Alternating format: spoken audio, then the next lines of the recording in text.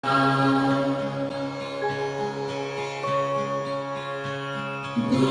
Brahma, Guru Vishnu, Guru Devo, Maheshwara, Guru Sakshat Parabrahma, Tasmai Shri Gurave Namaha.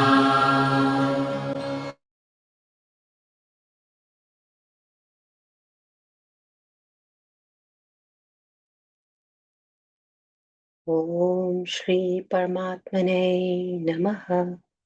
Om Shri Paramatmane Namaha. Om Shri Paramatmane Namaha. Om Shri Guru Bhyo Namaha. Atmavandan everyone, and a very warm welcome to you all today. Thank you so much for joining today's session. So today we're going to carry on where we left off on this amazing chapter with the book for the compassionate Buddha by the very learned AnandMurti Guru. We're on chapter 20, I think it is. Just double check. Sorry, apologies. Chapter 21. The one who starts arrives. So that's the chapter we're on. We're on page 212. So we'll read this chapter and then we'll have a short meditation, and then we'll have some time to reflect and look back at the key learnings from today's chapter. So the last couple of paragraphs we finished on yesterday were a man overcome by anger will never understand any words of wisdom imparted at that time. In anger, you harm not only the other, but also yourself too. When the anger subsides, one then becomes contrite and starts to regret one's behavior, saying that I was not in my senses. And I am saying that you should achieve such capability, develop such an insight of wisdom and awareness that you're able to sense the slightest, the earliest wave of anger arising within you. Because once you can sense the upsurge of anger within you, then you can avail ways to get the anger out of your system. But the situation now is that others have to remind you that you're angry. It is like a fire raging in your home, and instead of you, others are shouting, help, help.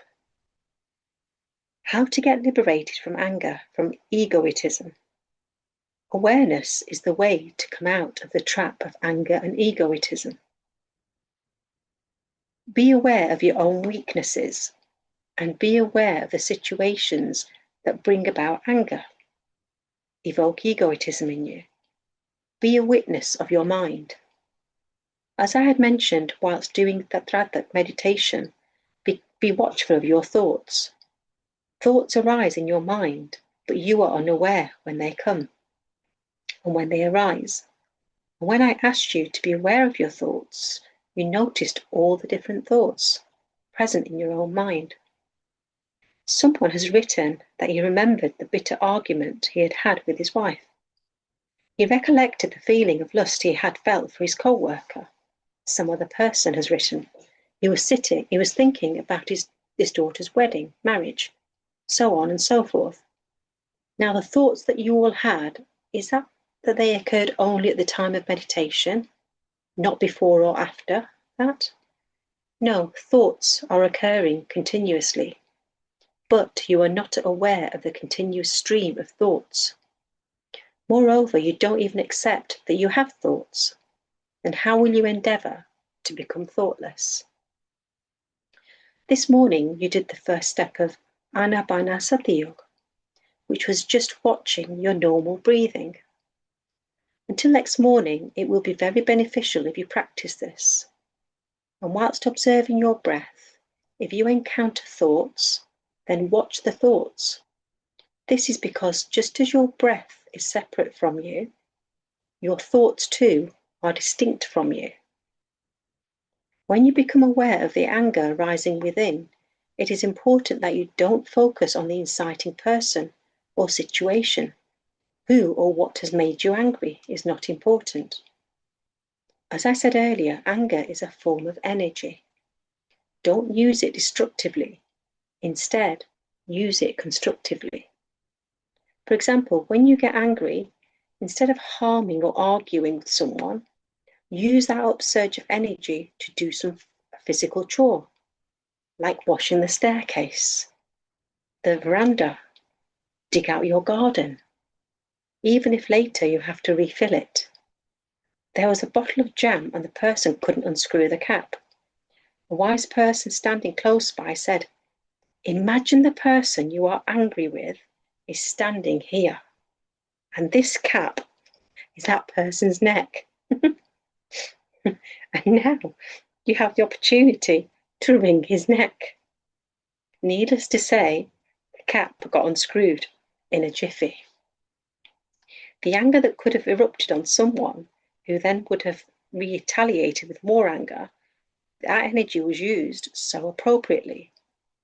Transform anger into compassion, then the energy of anger will lead to blossoming of positivity, something constructive. After all, how long does anger last? Only as long as you remain unaware. In the light of awareness, the anger just dissolves. There was a German philosopher, a mystic named Guru Nanak Dev. He used to say to his followers that any time you feel angry, wanting to confront the said individual at his home and attack him with verbal abuses, you should do one thing: postpone the program by 3 days. And in those 3 days, it would invariably happen that your anger would cool down, and you will be able to review the entire situation with some neutrality, and importantly, in that process of reflection, you would also note your own faults, the faults that were not apparent in the frenzy of anger. Eventually, one would realize the futility of unnecessarily taking the matter any further. Guru Jeff also used to say that if you receive a letter from someone that angers you, don't be in a hurry to reply. Instead, wait for 3 days and then write whatever you want. And invariably, in the 3 days, the anger will cool off. Even if not completely, it will reduce significantly. The sharpness of the dagger you would have used earlier will get blunted. Moreover, the introspection will give you the insight to see the entire picture and not just view the situation from your view alone, from your point of view alone. Anger, ego, and for that matter, any other negativity lurks in the mind only as long as you don't keep a watchful eye on the mind. Under the watchful gaze of awareness and power of discrimination, the ghost of anger and ego simply disappear. Hindus believe that reciting the name of Hanuman shoos off ghosts and evil spirits. In a matter of speaking, detached awareness of your mind is akin to Hanuman, that gets rid of all the ghosts and of negativities. A master can only guide and give advice, but you yourself will have to keep that watchful eye on your mind. The master can't do that for you. Any meditation is the only way to increase this inner awareness. Question: I find it difficult to sit for the 40 to 45-minute meditation sessions. No good experience lasts, which make it all the more difficult to continue sitting. Moreover, no matter how hard I try, my attention gets distracted by what other meditators are doing, and that leads to an uncontrolled stream of thoughts. First of all, you say that you think your meditation for 40 to 45 minutes is going well, whereas the fact is that if it wasn't going well, you would get up within 5 minutes or so. You were able to sit for 45 minutes, and yet you say that the session wasn't good. The problem is that even before you sit for meditation, your mind has already decided what all should happen for it to label the session as good. For example, you should visualize something like the face of a deity or a guru, see some flashing light, hear some sounds. All in all, feel good and feel happy. But when I have ever said that with closed eyes, you will be seeing some vision, and this is a parameter to judge how good your session was. But when have I ever said that with closed eyes, you will be seeing some vision, and this is the parameter to judge how good your session was? My dear, if you want to see something, why not see it with open eyes? The world is so beautiful, so much beauty everywhere. It is utmost essential that you clearly understand this. Meditation does not mean feeling joyful or happy. Meditation is all about experiencing the state of thoughtlessness and rising of the Supreme Consciousness. Now, with the rising of this consciousness, it is more than likely that one will experience a sense of deep peace, which you could label as joy or bliss. However, point to comprehend is that even a feeling of joy is but a wave, and all waves only to go. All waves come only to go. What persists is only the profound peace. The other point I made earlier is that meditation is not about pleasing the mind. The meditation session that you attended did not involve doing anything, and these techniques need time to be successful. In fact, when people do dynamic meditation or kirtan dhyan or dance meditation, they experience great joy. Many have written to me expressing their experiences. Why is this so? Simply because dynamic meditation entails active use of breath, which increases the energy levels in your body and mind. And this is the feel-good factor. But let me tell you that this perceived sense of joy is also fleeting, very transitory. The result is not going to be deep or lasting, because although you feel good whilst meditating, but soon this feeling goes away, and the underlying chain of thoughts persist. The underlying unawareness remains as it was earlier. Status quo. Buddha was a philosophical visionary and also a scientist, an intellectual. He said, "What's the use of momentary joy? True achievement is in attaining the state of eternal supreme consciousness, which you awaken within yourself." I reiterate that the aim of meditation is not to obtain a sense of happiness. It is not about making you feel good. The object of meditation is the rising, the awakening of the inner consciousness and evolving your awareness. It is this awareness, this consciousness, which not only alerts you to all your inadequacies and negativities, but also shows you the way to overcome all the fallacies.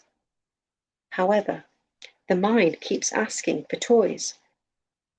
So this time I thought I won't give you any toys, but give you the knowledge as it is. The one who possesses knowledge as it is, he is known as Tathagat, the one who states reality as it is. Buddha was also known as a Tathagat. Buddha stated the reality as it is. No frills, just plain truth. But this is not palatable if it is too dry for the liking of most people. People don't see themselves as they really are, rather as what they would like to be seen as. Plain truth is bitter to most. Hence, one has to come up with ways to make it attractive to your mind. Someone has written that during last night's Dhatak meditation, on hearing the sound of the flute, he felt as if Guruma has become Krishna and is playing the flute. What do I say to that when I don't even know how to hold a flute? Your mind keeps springing some image or the other. It spins a web of imaginations. Just as anger and egoism are maladies, so is lust. People say that one may emerge from anger and egoism but not from lust. But I say that if you become aware towards the feeling of lust in your mind, then this too will dissolve, although it needs patient practice. Yes, the path is long and laborious. It is no picnic. But there is no reason to get disheartened. A toddler doesn't start to run in a day, does he? The toddler stands and falls, then walks and falls, needs to hold on to something or someone. But then a time comes when he doesn't need any support at all. Likewise, you too are taking small baby steps. In the process, there will be times when you will fall, but pick yourself up and start again. With consistent efforts, the awareness will increase, albeit gradually. And the day will come when you will be extremely alert to the upsurge of any negativity within, be it anger, ego, lust, greed, etc. And in the light of your detached observation and awareness, they will just fade away. The stream of thoughts will start reducing, their frequency will start to dwindle, and the state of thoughtlessness will not be far then, when the mind becomes empty and you finally become alone in the true sense of the word. The one who has experienced this aloneness is the true fakir, a sadhu, and the true master. In that state of aloneness, the fakir who is drunk with the wine of inner awareness is totally oblivious to the external world. Then no difference remains between a king and a pauper. He himself is the king, and he himself is the pauper. All shackles, all bondages of attachments simply drop off. He is at once the King of Kings and the poorest of the poor beggar. For what could be greater wealth than the inner contentment? At the same time, he is the poorest of all, for he berefit of ego. That state of being is beyond the realm of time and space. Then nothing can touch him, not even death, for he becomes the eternal, all-pervasive. All that is left in him is all-encompassing compassion, and the sweet throbbing, the tender ache of love, love for the divinity. There are ways to reach this destination as guided by the Guru. Kabir says, once you get your Guru, then there is no question of the seeker's devastation. Then neither time nor death can touch the seeker. He becomes indestructible. Then all that is left is a sweet ache, pain of love. It is this pain of the love for the divine that makes the person carefree like a madman. And it is this divine madness, this pain of love for the Lord, this enamored state of being that makes someone a fakir. Kabir has stated the attributes of a fakir, the one who has compassion, tender pain of love in his heart, the one who is carefree like a madman, sprightly, mirthful. He is a fakir. And there are ways to reach this state of being a fakir. But one has to first become a true seeker and follow the practices sincerely with devotion and dedication. Only the one who starts walking will arrive at the destination. And how will one reach? By making the earth your seat and sitting erect in meditation, your head held high like the sky, wearing the garb, the clothing of mental virtuosity. The one whose mental virtuosity has become his garb, his clothing, he is the true seeker. And one day this very seeker who has started walking on the path will arrive at the destination. And the moment he arrives, gets enlightened, he becomes a fakir. Okay, now we're on to the next chapter, which is chapter 22. page 218. What world? A grand cosmic illusion. In darkness, one seeks lamp. I seek an object which is beyond. What to read? What to hear? Why to read the Vedas? What would you gain by reading or listening if you don't find Lord easily? Why don't you chant name of Hari? Why do you think again and again? Saith Kabir, I have known, only then could I believe. I know the truth, but people don't believe.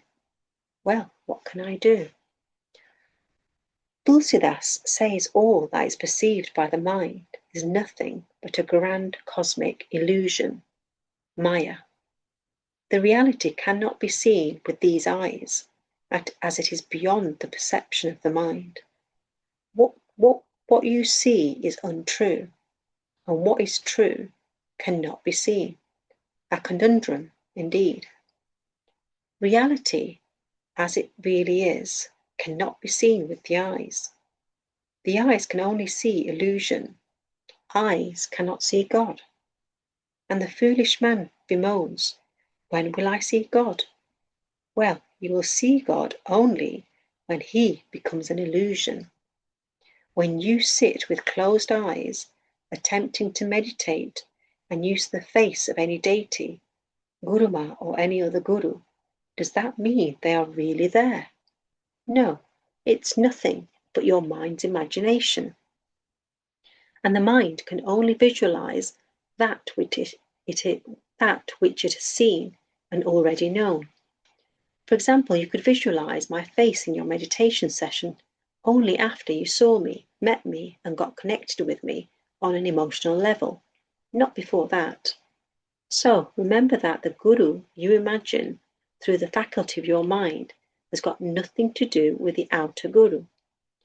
Earlier, your mind used to visualize the world as it was fixated on the world.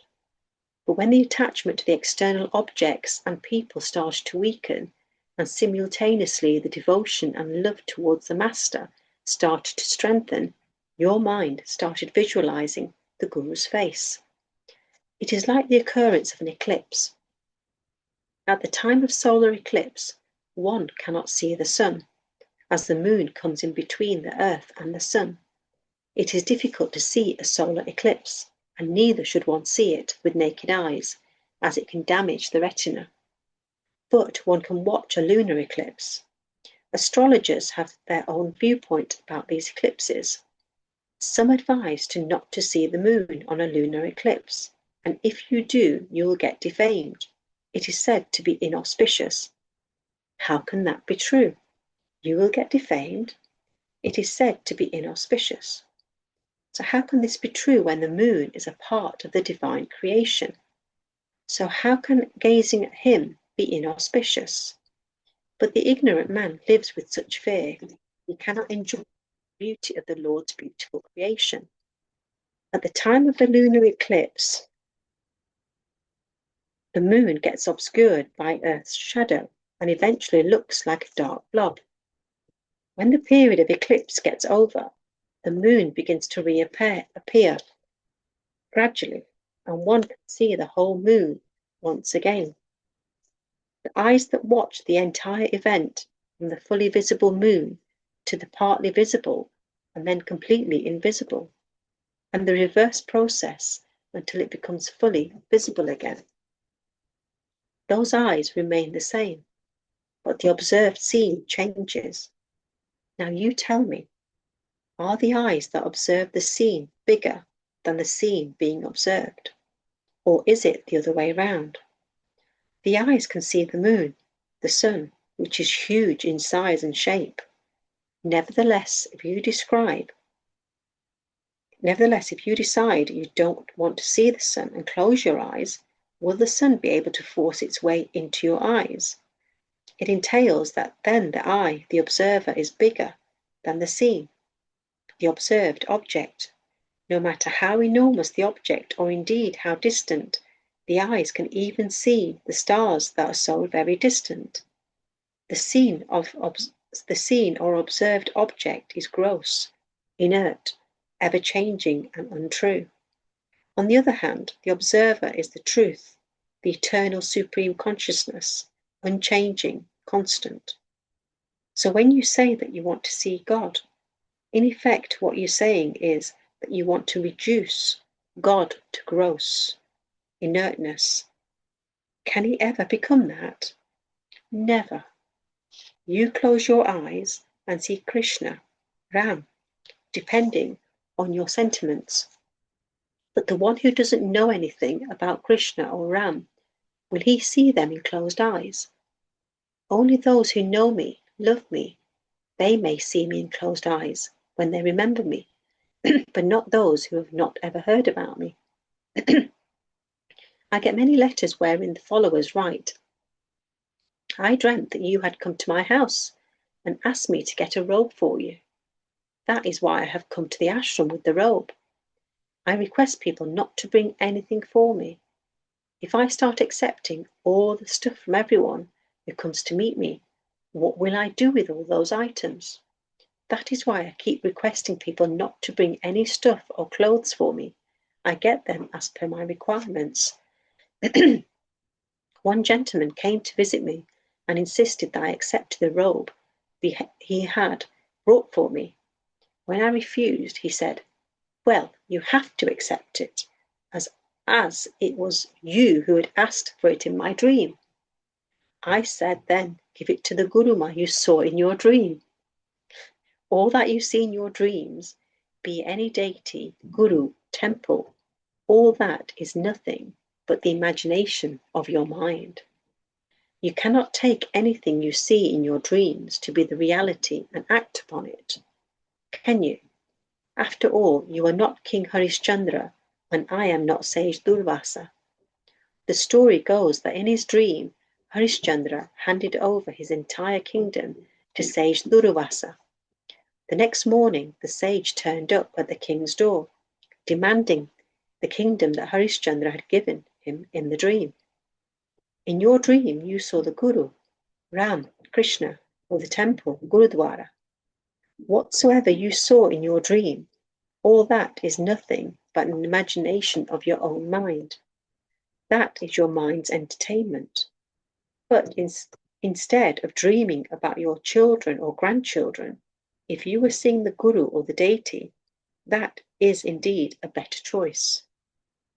And it is also worth remembering that all that you are seeing now, this too is your mind's imagination. But this imagination can take your mind out of all other entanglements. All that is seen through the eyes is nothing but an illusion, a mirage. There is an interesting incident narrated in Ramayana when Ram was living in exile in a forest along with his wife Sita and brother Lakshman. Some rishis came to meet Ram, and after having had their discussion, they left. Seeing all the reverence shown by the rishis towards Ram, Lakshman raised his doubts to Ram, asking, I know you as my elder brother, and we are the sons of King Dashrath. These sages and rishis came seeking you, revered you so much, and moreover, they sought your wisdom in clarifying their questions. All this veneration offered by these learned sages to you is making me doubt your real identity. Oh dear brother Ram, who are you in reality? On hearing this question, Ram kept quiet and gazed at Sita. Sita grasped the meaning of that gaze and said, Dear Lakshman, the one you see with your eyes is nothing but an illusory form.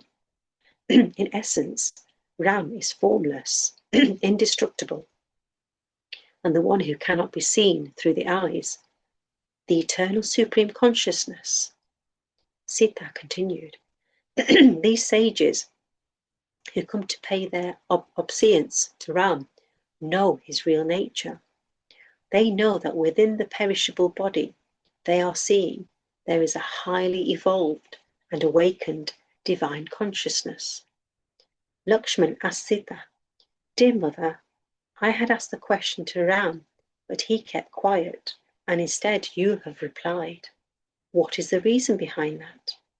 Sita replied, Dear Lakshman, your question to Ram was, who are you? In essence, he is the eternal, blissful, truth, supreme consciousness. But this does not have a tongue to communicate. On the other hand, I am speaking at the level of Maya, the illusory form that can communicate to you in words. Hence, if Ram had answered your question, it would have been a lie. But as I have answered it, it is the truth. Sita continued, the body, the form you are seeing is the creation of Maya. It is illusory, but the source that enables this Maya to function is the formless, eternal, supreme consciousness residing in the body, in the form. The formless Ram cannot be seen by these eyes, and the form of Ram that these eyes are seeing is illusory. Lakshman persisted, why can't I know the essence of formless Ram? Sita replied patiently, the darkness of ignorance has shrouded you, and in darkness you cannot see an object, even if it is close to you.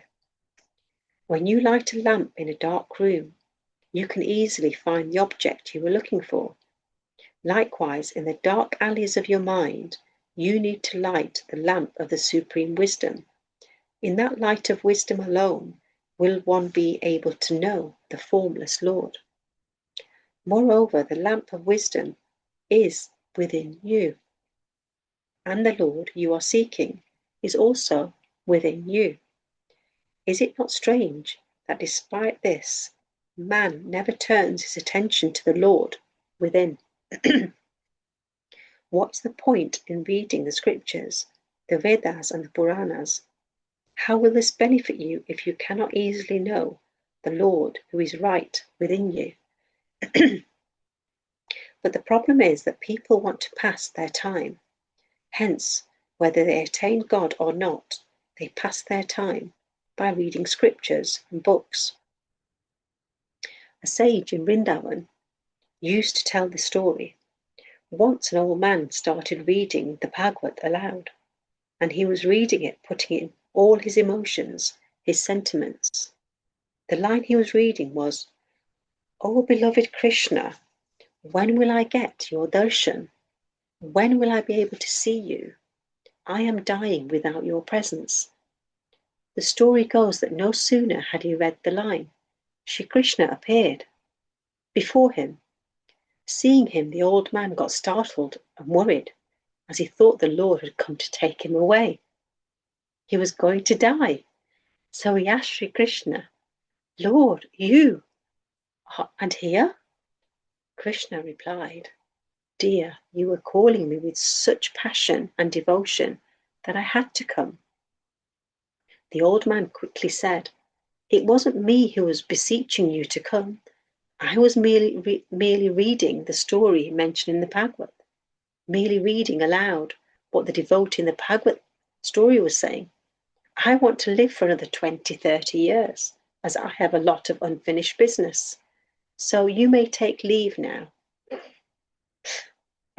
If there is no real thirst to know, to seek within, and if there is no dispassion to the worldly attractions, then why bother reading scriptures? Of what use is that?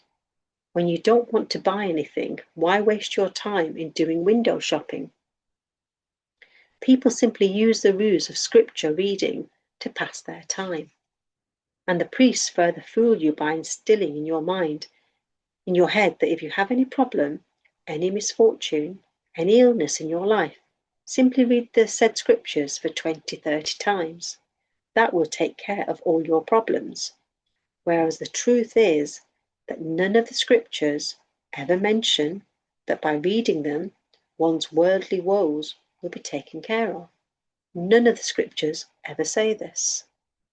So, not only are people reading scriptures to pass their time, moreover, they are using it as a remedy for all their worldly sufferings and misfortunes.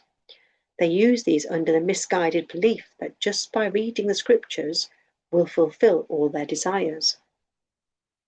Is there any comparison between true devotion to the Lord and this garbage of worldly affairs. It is like you desire precious stones in return of your garbage. A sensible person will realize that this is an implausible bargain. Even a child would know that. Try giving a child a change of 10 rupees and in return ask him to give you a 20 rupee note. Will he? Furthermore, if you give him change for 50 rupees and ask him to hand over a 10 rupee in return, he will completely comply immediately, thinking what kind of a fool you are to give away the money. One can understand the desire behind making more than what one has invested, but the desire for making a loss in return of having invested so much, that is ludicrous. But this is exactly what you are doing when you want the garbage of this illusory world through the invaluable words of great sages and masters written in scriptures. Scriptures are not meant to be read or senselessly parroted. They are meant to be contemplated upon, to be reflected upon, so that the essence percolates in you. Kabir says, I have experienced the truth and I am in bliss. I don't care if the entire world doesn't believe in my achievement. People say, a poor weaver's son and attainment of the highest. That cannot be possible. But if you don't believe, that is your problem. I know what I have attained, where I stand. People ask, how long will it take for them to get enlightened? It doesn't take lifetimes to eradicate the darkness which has been accumulated over several thousand lifetimes. Say, if you have a room in the attic or basement which has been kept locked for several years, it has never been opened, then one day you decide to check the room, and on entering you find it filled with darkness. So you fetch a lit candle and re-enter the room. How long will it take for the light of the candle to eradicate the darkness? Days? Weeks? Years? Hardly. Here you throw the light in the room and instantly the darkness vanishes. Instantaneously the darkness vanishes. Likewise, although since several lifetimes your mind has been asleep in the darkness of ignorance, the moment the lamp of wisdom lights up within you, at that very moment the darkness of ignorance will disappear forever. That is the reason I keep repeating that in this very lifetime you can eradicate the darkness of ignorance, and in this very lifetime you can get enlightened. And no sooner you light his lamp of wisdom within, in the blaze of light, all the attachments and bondages simply dissolve away. How much time is needed? The time required to accomplish this is going to be similar to the time required to get a lamp. Fill it with oil, put it in the wick, and then light the lamp. The poet Gulzar has said it so beautifully. I have set my home alight, burnt my home. I am saying, light the lamp. But the truth is that when you light the lamp, in effect, you're setting alight your entire home. Light up so that the entire house of ignorance blazes in that flame of wisdom. Then all that you had been regarding as true becomes untrue. All those you had been regarding as your own become strangers, and the Lord that you had been regarding as a stranger becomes the dearest one. Kabir said this as follows.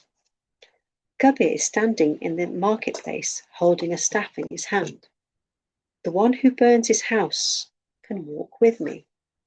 Kabir says, the one who is ready to set his home ablaze, he may walk with Kabir. Burning your home means setting the darkness of your ignorance ablaze. If there is darkness, you need a lamp.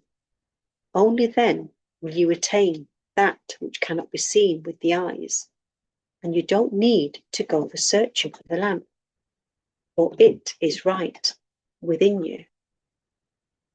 Why let the mind rot in this age-old ignorance when you can light it up with the lamp within?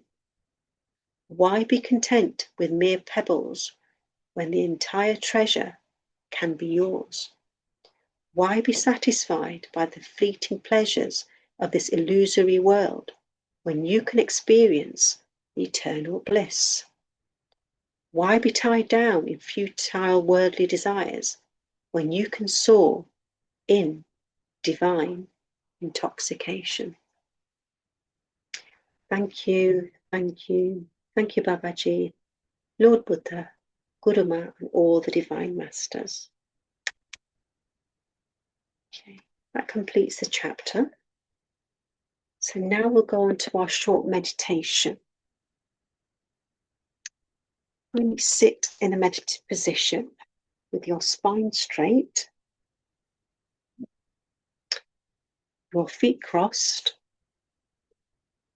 clasp your fingers into fingers, remove any glasses if you're wearing them, gently close your eyes and be in the here and now. Do not worry about the past or your future. Focus on being here in the present moment. We'll take 3 deep breaths, and as you breathe in, feel your stomach expand. So take a nice deep breath. Hold and gently release through your mouth. And again, a nice deep breath. Hold and gently release through your mouth. And again, a nice deep breath in. Hold, gently release.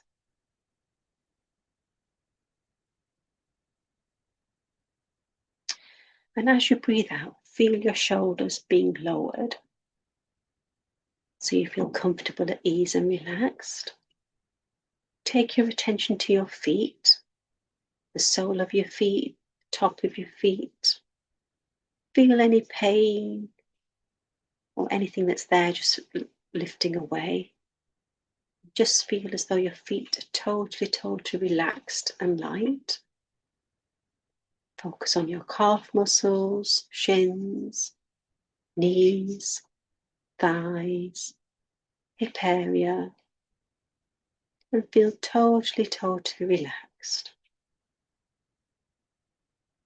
Now take a look inwards and feel as though all your organs are totally in sync and relaxed.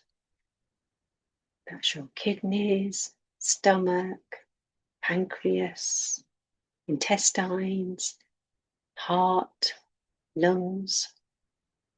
Everything is working like magic, and everything's working as it should. Now take your attention on your shoulders. If they feel a bit tense, just shake them away and feel totally at ease. Your upper arms, lower arms, fingers, totally relaxed. Your neck, front and back, totally at ease. Your ears, top of your hair, back of your head, facial muscles, forehead, eyes, nose, mouth. Totally relaxed. And now that we're in this state of being relaxed, peaceful, feel yourself as being this beautiful bright light within that's burning so brightly, and it's sitting within the middle of your eyebrows. Now, as you see yourself as this beautiful light, feel as if you're shedding this body as you climb out, as you fly out of this body. And as you come out, look down and say how grateful we are for being blessed with this beautiful, beautiful body that works like clockwork and is so, so truly amazing. And take yourself, glide yourself, and feel yourself flying out of this beautiful home of yours, out of the rooftop and outside your home. And as you come out of your home, gently see yourself coming down onto Mother Earth. And as you come down onto Mother Earth, as you hit the ground, the soil, see yourself transformed as a beautiful, beautiful, teeny weeny little ant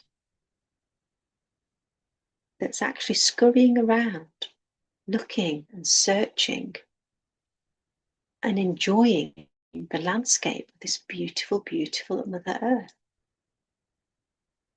Feel yourself not in any hurry, not in any rush, as if you're out to explore, to see what the world's like, being an ant. See yourself crawling on the beautiful soil. Take a nice deep breath in. See what a wonderful smell that Mother Earth has to give out. It's just been raining, so it smells absolutely amazing.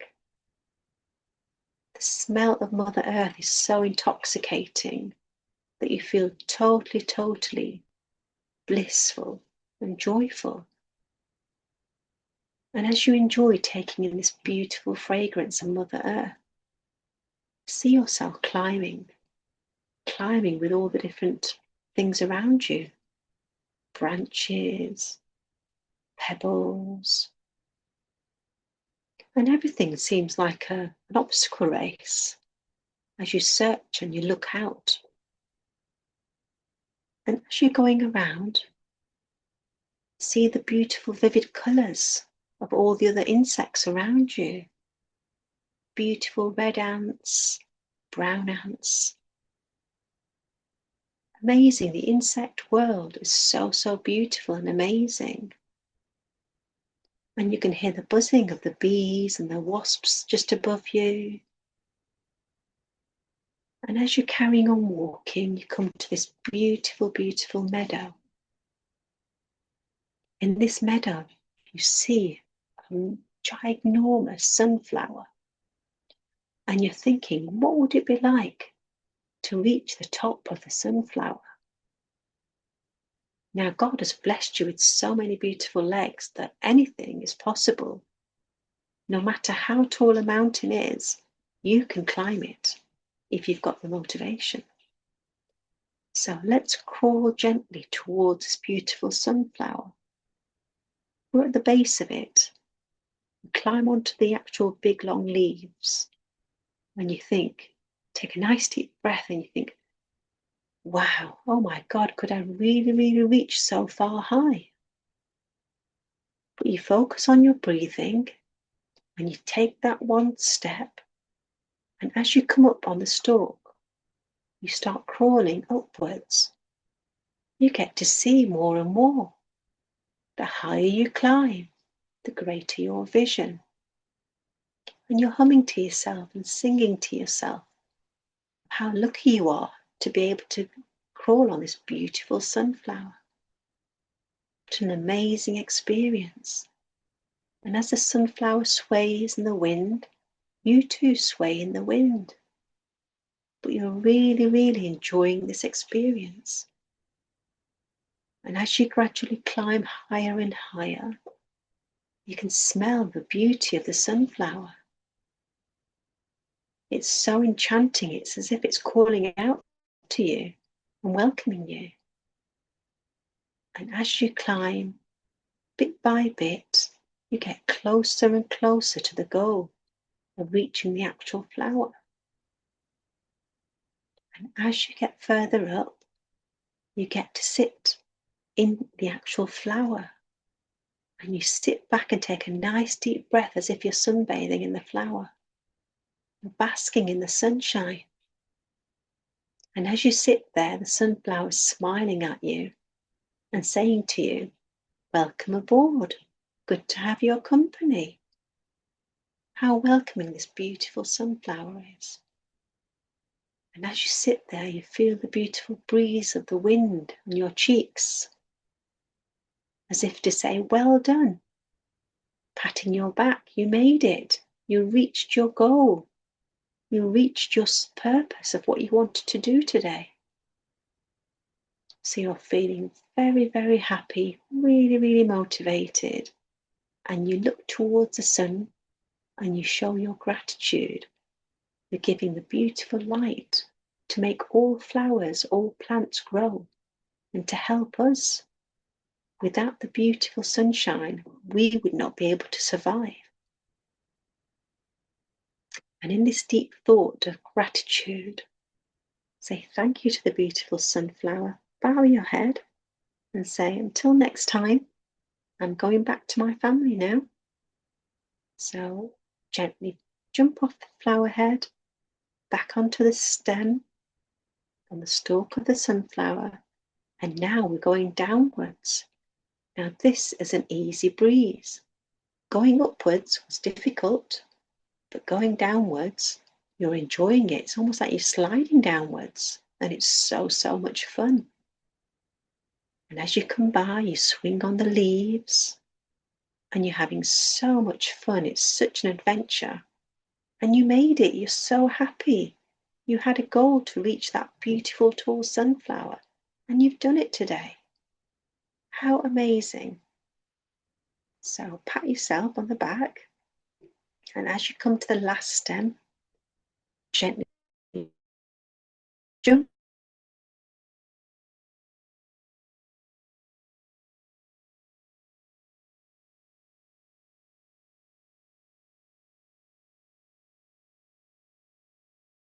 off, and then take a disappear too.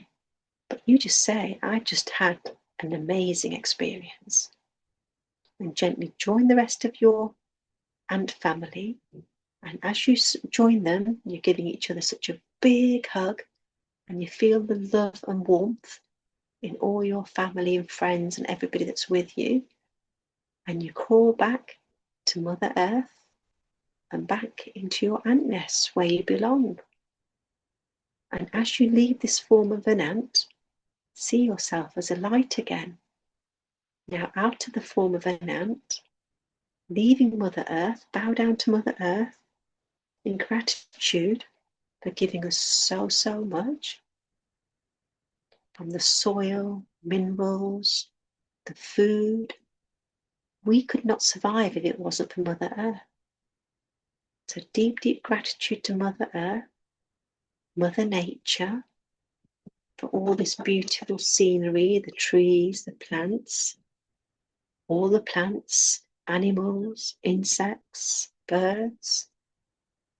Deep, deep gratitude to all the seasons, the 5 elements, for this amazing experience we've just had today. Deep, deep gratitude to all our gurus, all our teachers, for helping us and supporting us every single day.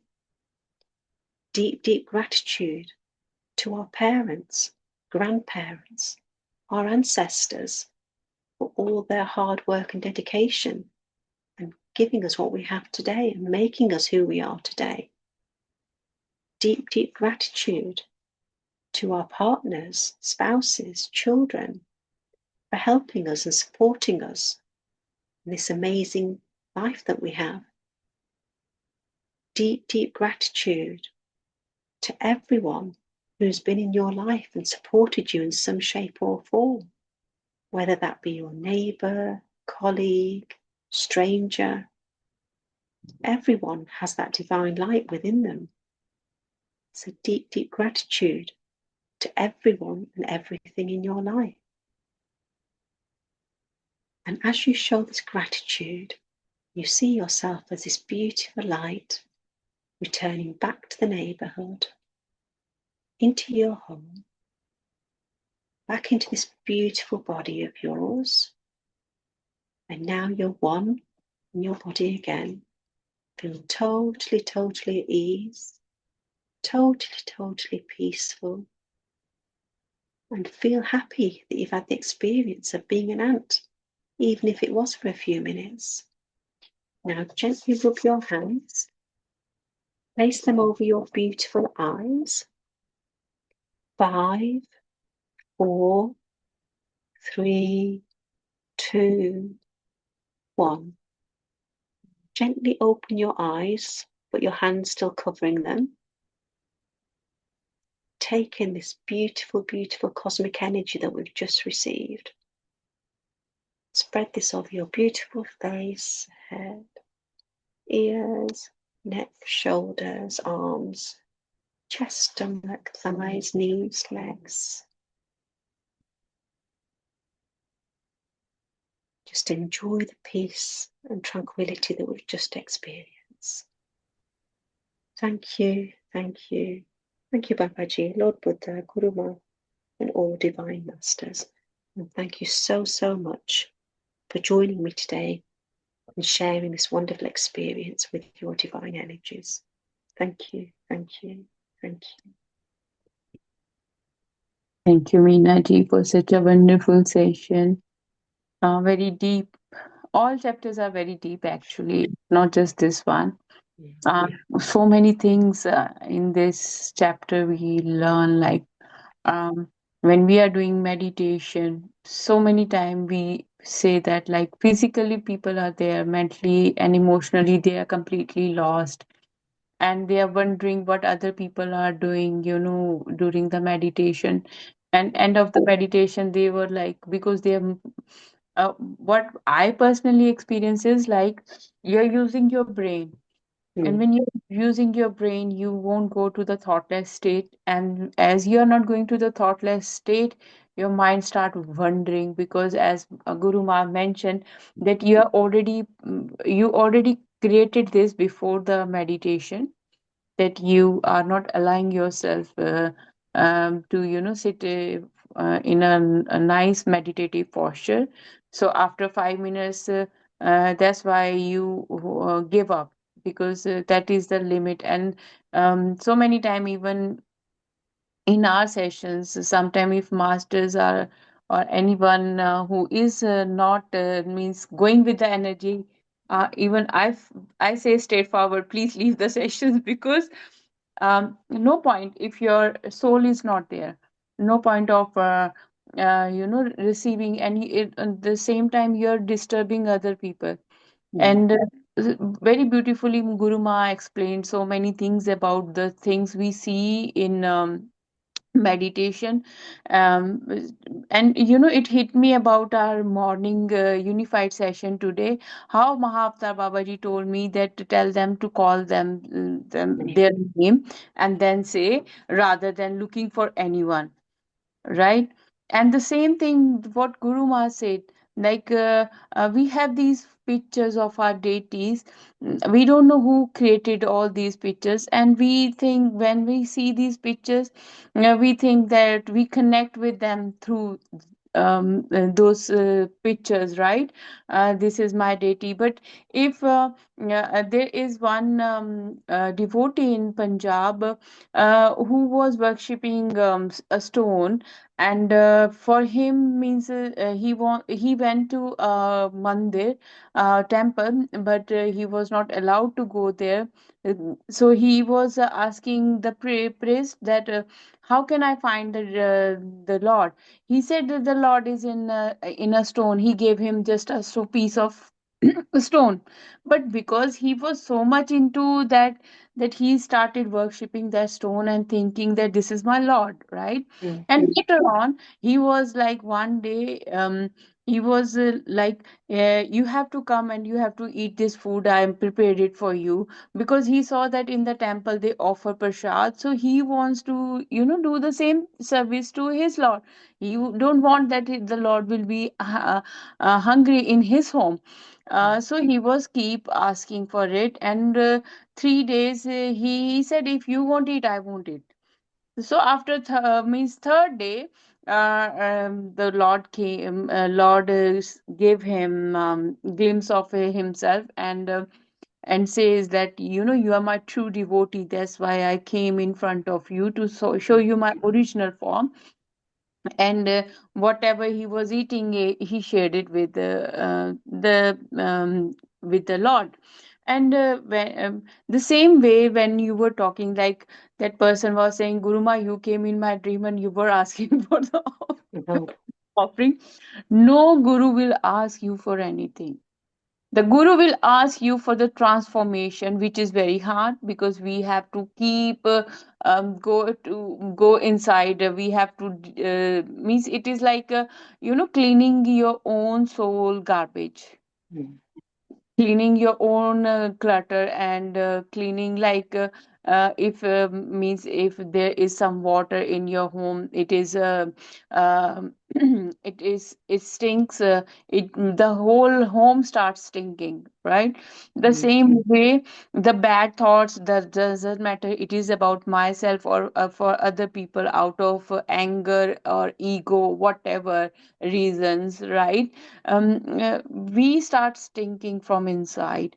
And through meditation and through these type of sessions, we are purifying our soul. We are keep repeating the same things, that so that my conscious and subconscious mind programming, I will change, because these are the pattern created by so many people, and we are following the same legacy. We are not allowing ourselves to think beyond, because if a child, since from the young age, uh, the child observe what the activities parents do, means where they go, gurdwara, temple, anywhere, they take the child with them, and the child start going there, following their parents, right, route.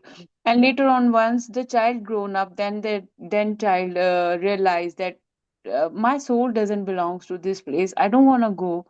Because that time, the child um is Exposed. yeah, the child got that enlightenment, that I don't think I've experienced peace or anything, because there is one another point, because he's seeing that the parents are going there and they are still means they don't have peace and harmony within themselves, and they are taking the child there so that they can, they prayer and whatever we say, kids, when we take them to the holy places, Mhm. uh, they observe, and then they find, they start looking for those qualities in you. And Mhm. then they said, what, hello, you're telling me to go there so that I can change. What about you? You're going there from long time. What changes came in you? So this is so deep. When I don't know how come this thought just came pop up in my mind. And if the same way, if you are since from the childhood, rather than taking them somewhere, if you give the same kind of atmosphere at home, like peace and harmony, and be nice to each other, kids observe the same and they will reflect the same energies back to you. Mhm. So that is also means a huge a transformation happen within our family, where we see through the things. If I am not doing anything, how can I say someone else can do it? Mhm. Right? Mhm. And so many times we blame others, because of this person this did, because of that family this thing happened to me.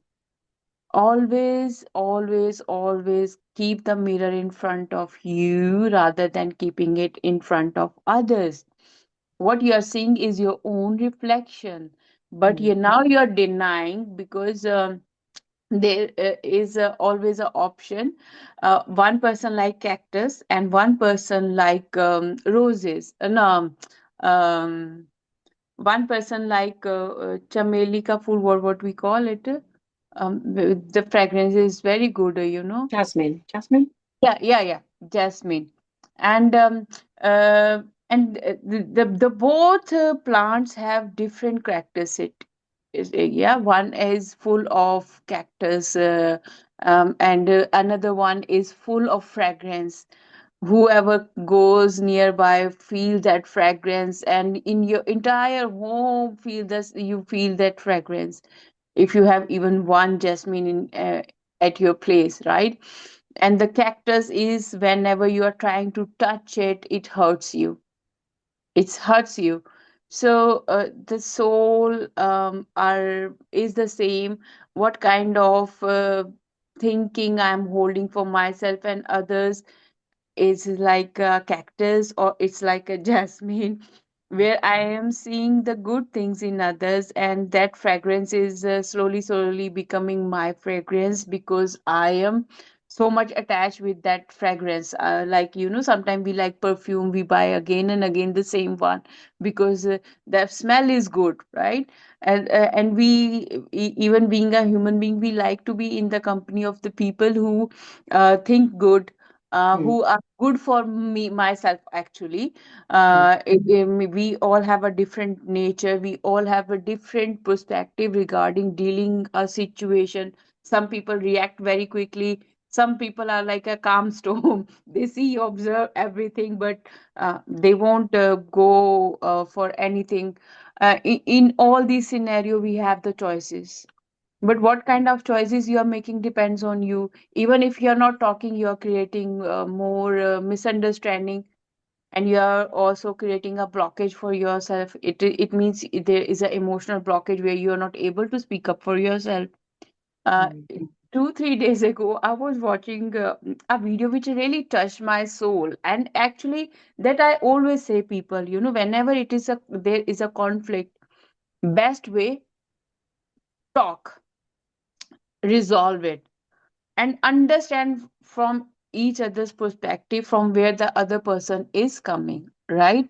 And the person was saying, people say if you react, people don't like it. You get angry, you react, people don't like it. But that person said, if you become quiet, not only you're creating misunderstanding, also people will think you are weak. So he said, means the meaning was like, in every situation, rather than going for a solution, we come sometimes think that becoming very quiet, not responding is the best answer for any situation, to resolve the situation. But that person was saying that, you know what, the best thing is, whenever someone says something, immediately go and resolve that thing there, so you won't go with that thing a long time. Like Guru Ma said that the person was thinking, means in his dream, don't know what he was thinking, and he saw some other deity, or sometime, as Guru Ma mentioned, that people saw her in their dream, whereas it is an illusion. The same time, when we are not talking to someone, or when we have, like you and me right now, we both are in this session, right? If someone else is somewhere sitting, right, and talking about you and me, creating a illusion, this time they would might be doing this and this, they are hanging here and there, they might be talking to, I'm just saying that, that's how illusions, right? um so how Guru Ma pick up all those things, mm, I don't know from where these words, these ideas come in my mind, what I read or what I saw. It is coming like, whatever you're reading or doing, divine is sending you the same alignment of videos, same alignment of topics. And one video I watched where they say that if you are the candle, right, and other people don't have the matchstick, Yeah, and your candle is burning. You can give your light to other people so that they can also, get the light. So we have to be like that light where our gurus are keep teaching us, focus on yourself. Don't focus on any physical form. Go for formless forms. When we experience about light, and very beautifully she mentioned that when the light is closed, everywhere is darkness. Mm. We are aware, here is my table, here is my chair, here is my bed. Even though the light is closed, we can walk through the things very clearly, Mm. right? Mm. But why that thing happen when it is darkness, when it is light, why we can't means notice that thing? Mm. Means the things inside us are hidden, being nature or something, Mm. which other people bring it up, right? Mm. But because the soul inside my darkness, I know where I am, what I am doing.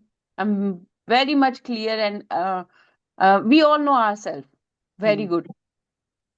But still, if someone is showing me light, I won't see that part. Sometimes we have to listen to others also. Mm. If like few days ago, there was a chapter where Guru Ma says, if one person is saying, maybe that person is wrong. If couple of people are saying, then you need to think about it again and again, that there is something wrong. Like yes, I had a in the past issue of getting angry quickly, Mm. very frustrated. But then I start working, I was like, right, yeah, actually, before I was not like this type of person, Mm. and the reason was like my kids become teenager. So being to deal with a teenagers, it's too much, and I have two boys. That time I was like very short tempered, but slowly I was like, no, Mm. this is not part of my nature. I'm very calm and peaceful person, and I Mm. have to maintain that. I don't have to go out of my nature to prove someone or to react or respond to anything. Mm. And I really worked on it. Mm. And it happened because when you have that trust in your guru, and I was always requesting Babaji, please take me towards the right path. Mm. And one thing is, when you or anyone is in this type of situation, read new books, make new friends, go to new places, change your environment, and so many things you will learn. Mm. Just changing few things in your life, Mm. Mm. that, so that your intention divert, your energy diverts, and so many things happen. I How just, smart touches our soul, Anna? So yeah. many things, like it is like when I am talking to you seriously every day, after listening to our sessions, I was like, am I the same person? Mm. is is it my thought? Mm. This is me? Like, you are start questioning yourself. Yeah. It's like little mini light bulb moments, isn't it? And that time for introspection as to how can I correlate to what's being said in this chapter? How can I relate to that example? The bit where Guru Ma says, if you've got something you're quite irate about, angry about, wait 3 days. And after 3 days, that anger will dissolve and you won't be the same person. And I like the bit where she said, use your anger constructively. So go and dig a hole in the garden or do something active where you're actually using that energy in a good, virtuous way rather than upsetting and hurting somebody and causing more bad karma to you. So walk away from the situation and use your anger elsewhere. That was a good take. And then the bit about that the light is within us. There's no point just reading scripture after scripture if you're not getting the essence and you're not realizing that that same divine light and same divine supreme being we're talking about resides within our own hearts. And that's what Babaji teaches as well, doesn't he? That we're made in the image of God, which means we are like God and we do have his divine qualities. And So you know how these two books content is correlated. Whereas we started reunified now, like in the morning, Babaji mentioned that say your name and say these things to yourself, because once when someone calls your name, you have that full awareness. Oh, someone is calling me. It actually happened, and you know during the meditation I didn't realize it, but later on it hits my mind like yes, if I say Monica is eating right now, then I am in this awareness. Monica is eating right now. mm, So, like, so deep, na, how our gurus teaches us, means every time in a unique way. But the thing is, sometimes even if you try to share it with other people, and I also think like when you are in the meditation and when you are means reading same kind of books, then you go in the depth. mm, Yes, when you go into depth, then you mm, correlate with your own life. That yeah, sometimes yes, this type of situations happen because it is realistic. It is not like something, some illusions. mm. And it's like we read earlier in the book where I think Guru Maharaj says, why just worship Krishna when you can become like Krishna? You know, in terms of his qualities, his gun, and that's what Babaji is teaching us. You know, focus within and find that light within, and see the same qualities of love, joy, happiness, peace, because that is resides within us, and we've just got to feel that really and experience that, no? And when you keep repeating this thing, you know what happen is then you see your dark side. When you're saying this thing, you see your dark side, then you start working on it.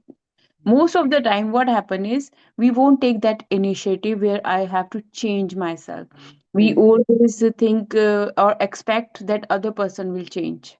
mm, And I personally believe like if you won't love yourself, Anna, you can't give properly, you can't take things properly. mm, We are always finding fault in giving and receiving because you are not loving yourself. If you are in a divine, like God created everything for us with love, right? And when someone gives you free gift, you really love it, mm, right? But mm, when you have to give gift to someone, you have to think about it like so many things, Anna. mm. Sometimes we do it with a full good heart. Sometimes we like, oh yeah, we have to go. Grudgingly. So I have to purchase this, oh my God, it's expensive. This is the end of the month. Like, so many couple of things, right? Mm, Everyone likes free things, right? mm, But the thing is, the moment we realize that, okay, divine wants me to feel the God within myself. When I have the God within myself, I can feel the presence of Almighty in all. And always, as Babaji said, free will. Do not mm, interfere in anyone's life mm, which are creating problem not in our life, in other people's life also. We are so much, yeah na, interfering in others matter. When someone interferes in my life, I don't like it, so mm, how come I can interfere in someone else's business? mm, mm. You get entangled, don't you, in that web of Yeah. other people, which isn't good for your own I upliftment. went to some places and my kids were at home, and due to some reason, I have to stay there. And my Mm, kids, they just give me one time call, and yeah, they didn't bother me. And when I came back, and the people were so shocked, like, how come? I said they know where I am. They mm, have the address, they have location, everything, mm, and they know that I am here for certain reason, so they don't means unnecessary they call me or unnecessary. We won't bother. We won't interfere. I said they mm, have their own choices and their life. I have my own choices, my life. Because my lifestyle is different. Their kids, their lifetime, their friend circle is different. Their choices are different. I won't force them to go with me if they like. Because when kids are too young, mm, yes, you have to take them with you. But once they grown up, they know means mm, what is good and bad, and also allow them to make decision. So many times if I stop it's not only with kids, even with adults. If you stop someone from doing something wrong, you keep saying them, please don't do this, please don't do that, they will do it more. They will do it more. The moment you stop it, something happen, they will realize, oh, that person told me not to do this. Mm.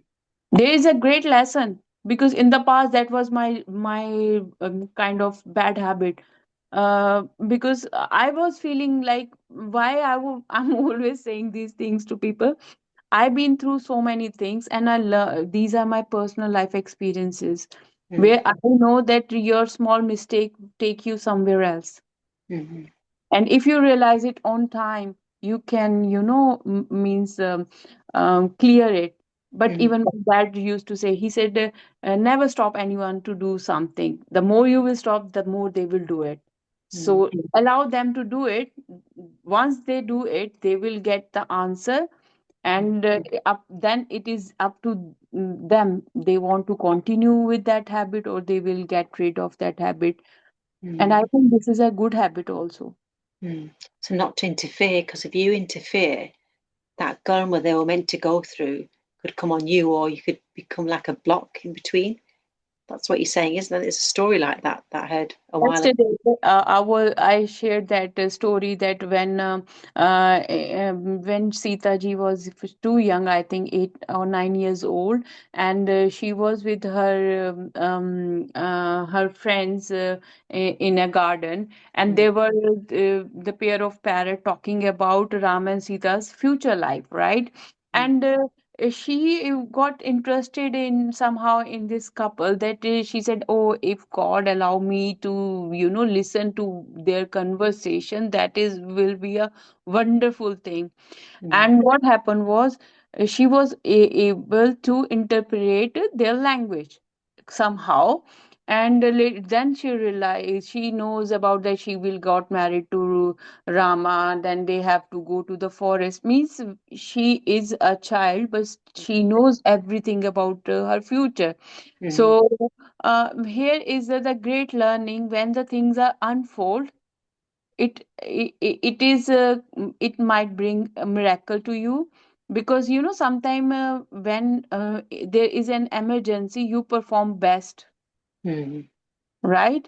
When you are aware of something, you take it lightly, you are not Mm. bothered about it, you won't Mm. take quick action. But sometime in a dangerous situations, we take a quick action, and we Mm. resolve that solution problem, that situation. Mm. And everything happened for a reason. We know about past life. I am doing past life sessions. I know, I saw my own past life. I know about my past life karmas, what I did, and Mm. how means those things I completed those tasks in this lifetime. And then Babaji said, now this is your next chapter of your life, and now Mm. you have to do this. Um, a person who is very much aware of these things, that we can't interfere in someone's free will, Mm. because the things this person is going through, it meant to be like this. Mm. Even with so many other things, we said like, oh, I'm feeling stuck, or these are the your limited belief, where divine is showing you the path. You are your own blockage. Mm. These are the pattern. That's why we are coming again and again. We know the last task of our soul is merging into infinity. Mm. To merge into infinity, first I have to accept and see God within myself. Mm. And don't be in a runner and chaser dynamic, where you are going behind people and things and situation. You won't get it. The Mm. moment you are relaxed and you are saying, I am happy, I am showing gratitude for this moment, things start working, because now you are in the energy where you are already showing gratitude for the things you already have, which Mm. you were taking in the past for granted. Like, yes, from the childhood we were saying thanks to farmers, food, and all those things, but there are so many other things we never think about those things. We Mm. pray for others, but now when you see that, oh God, I'm blessed with Zoom, I'm blessed with this time to do meditation. I'm blessed. I have a laptop. I have a roof over my head. I have a food on my plate, clothes, shoes, so many Voice, things. Yeah, our what body, our senses. our body is working perfectly. So many things. But how means what kind of people we are? We are not saying thank you and huge thank to Mother Earth. Mm, Again and again our body merge into Mother Earth. mm, Doesn't means what religion. Yeah, the body is still on the inside Earth. We are keep repeating the same thing, but how much I appreciate Mother Earth. mm, And we all know about the new Earth, new dimension, the five dimension, the things happening right now is the sign of fifth dimension of a new era of Earth. That's why the things are starting again from the zero. mm, Like, so if you correlate with the things, we got these messages 2 3 years ago, 10 mm, years ago about the new Earth, and right now we are witnessing it. How the mm, things, like so many deep things. mm, mm, But thanks to our gurus bringing those mm, things in, as we connect with the astral masters, we feel those things, vibrations. We know about what they are talking, mm, what they are bringing, auto writing. So many messages we are receiving from different eras in the past. Because I was not ready, so that's not the fault of the divine. mm, That's my own fault that I was looking for Lord in outside rather than changing my own self. But mm, now we start focusing on our own self. We are trying our level best to become best version of ourselves. mm, So the journey is nice, mm, full of mysteries, full of so many things. mm, And you guys know the things I'm going through right now before also. mm, But um, I'm feeling so much joy, so much like a free mind, like I'm not bothered, and things are popping up automatically. And I was like, huh, mm. how? You've been looked after, Hannah. Yeah, because now divine said, what we are saying, you are doing that. So what you want, we will take care of that. You don't Mm, need to bother about it. And also, on the same time, Meena ji, if we are praying for others, I don't know who is praying for me. I don't know who is praying for me. That's mm, why I am so protected. Means divine bring the people when we are in a when we are not working on ourselves, we choose people, right? But when you are in alignment with your soul path, then divine plan works, and then divine our soul family, we mm, are with those, not with the karmics anymore. And fix the your, soul family take you to next level. mm, And no, you are seeing that change in yourself. Even my kids, they know means I am doing meditation and all those. They never means interrupt me, giving me stress, but they are supporting me. They are the mm, one because of them I'm on this platform. And no, mm, mom, you have to come into the front. I said, are you guys sure? mm, Means publicly. They, yeah, you mm, have to. So that how you get the support, like divine already gave you that pillar. mm. And the So time, energy, and effort, because it's not easy to commit to doing things, because you get stuck in a rota, don't you? A rut of doing things day in, day out. But to come out of that and do something different, it's not always easy. And earlier, I don't know whether you realised, as I was reading, our yeah, dog, Doberman Kano, actually came in. I don't know whether you could see his face. He yeah, actually and put his, I know not the face, but I know he's around you and were like, and I was like, they see how innocent they are. What they need is just love, affection, nothing else. mm, he plonked his head on the book as if, like, I want to listen as well, bless him. I would have dragged him out. So even as an animal, he's got this thirst, thinking, oh my God, there's positive energy there. Something's happening.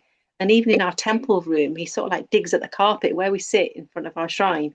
I don't know what there's an area where he just digs at the carpet. I don't know why, but you can obviously sense some sort of energy.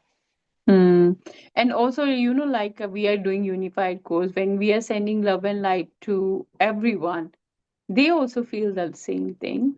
Mm. They also feel the same thing. Yeah. Mine is sitting next to me here and listening to meditation and our conversation. He likes to stay around me. Yeah, Unconditional. yeah, and means how we understand their language, they understand our means that's they can't speak our language, but we feel them, they feel us. That's so amazing. We can still communicate with them. It's like I'll know when Makeno's hungry or he needs a drink. He'll come up to me and look at me and nudge my hand if I'm typing or something, I'm working. He'll nudge my hand and look, pay me attention, and he'll bark in a certain way, which I know that's what he wants. So he gets to get what he wants, whether he wants to go outside, do his business, or he's hungry, or he's thirsty. He has a way of telling me. Or he's bored. Sometimes he just wants to play, bless him. At the end of the day, he's only a child, he's only 4. But we And forget this, isn't it? 3 months old and looking towards me, like buyed clothes for him yesterday, and first time he wore it, and he doesn't like it, but means I allow him to wear it at least for 30 minutes, because now winter comes, then doesn't matter inside, but still need some, because they want to cover their body when we are sleeping. I don't know where he is hanging. Yes. Wonderful. I could talk to you all day, all evening, Monikaji. I love your company. Should I end the meeting now? Is that okay? If you want to stay on, do stay on. I'm just going to end the meeting if that's okay. Thank you. Deep gratitude. Thank you so much for joining us today. Heartfelt gratitude. Thank you. Thank you.